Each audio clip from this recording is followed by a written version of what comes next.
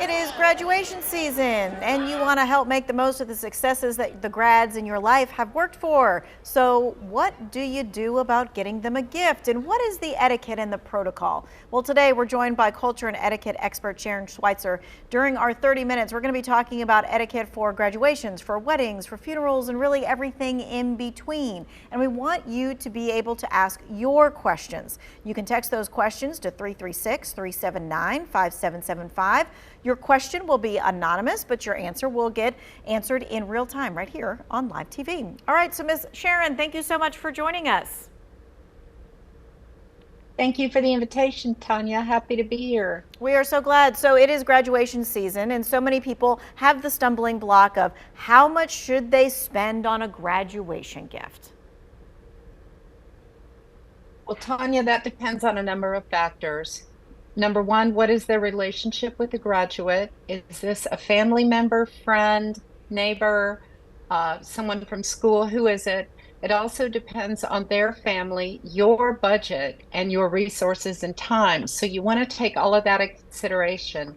You definitely do not want to overspend. Stay within your comfort zone on the graduation gift. Sometimes you can get 5 or 6 invitations to graduations. Okay, so stay within your budget, and it all kind of depends on how well you know the grad. Is it better to give cash or a physical gift for graduation? That depends on the graduate. Some graduates are finished with school. They may be going on to a trade school. They may be starting work right away, taking some time off. Some graduates want to travel, and yet others are starting college right away. So it really depends on kind of where the graduate is heading. The Retail Federation, the National Retail Federation, does an annual study. This year's is not out yet, but last year's study revealed that the average on a gift for a graduate is around $120, but that varies. So if you know it's someone who would appreciate the cash, a check or cash is wonderful if you hand it to them in person. If you're going to mail it, you want to do a check. Okay, and if you want to give maybe a gift that maybe doesn't have that much of a monetary value, but you do want to let them know that you are thinking of them as they are graduating, are there some kind of like thoughtful gifts ideas for a recent graduate? Yes, there are. Folks like to give electronic photo frames. There are various brands out on the market. A universal charger or a power pack for graduates on the go is always a good gift. Personalized stationery, and you can order that just about anywhere and it'll come pretty quickly. So you can, personalize it with their favorite color because you do want to do something personal for the graduate. Acquaintances and friends, usually that ranges between $10 and $20. Children, grandchildren, people spend anywhere from $100 up to as high as $300 depending on budget. Goodness. Okay. All right. So let's talk about whether we actually bring the gift or the cash or whatever to the graduation party or the graduation ceremony itself. What is the etiquette for that? Well, it's really tough to bring a gift and even a card to the graduation ceremony because there's so much happening, so many photos, people congratulating everyone. That can be really tough and things will get lost.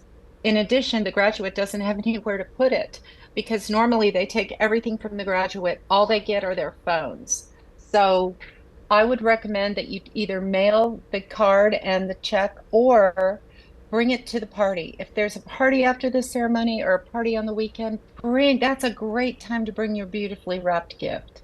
Okay.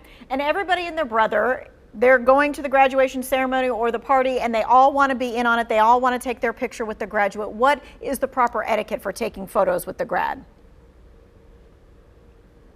Always ask first, number one, if you can take a photo with them. And then number two, if you want to post it on social media, I recommend asking them that permission for that as well. Sometimes the graduates want to be the first ones to announce on social media before friends and acquaintances. So you don't want to steal that thunder, right? Yes, and we could so easily do that, and we would do it well-meaningly because we're so excited, but we want them to have the first right to be able to do that. All right, on the flip side, for those who are graduating, they're getting those gifts and things of that nature. What is the proper way to thank the people? The best way to thank people is to write a handwritten thank you note. I get this question quite a bit. Is it okay if I text? Can I just send an email? Everyone appreciates a sign of thanks, but the thing to keep in mind is email gets deleted. So do texts.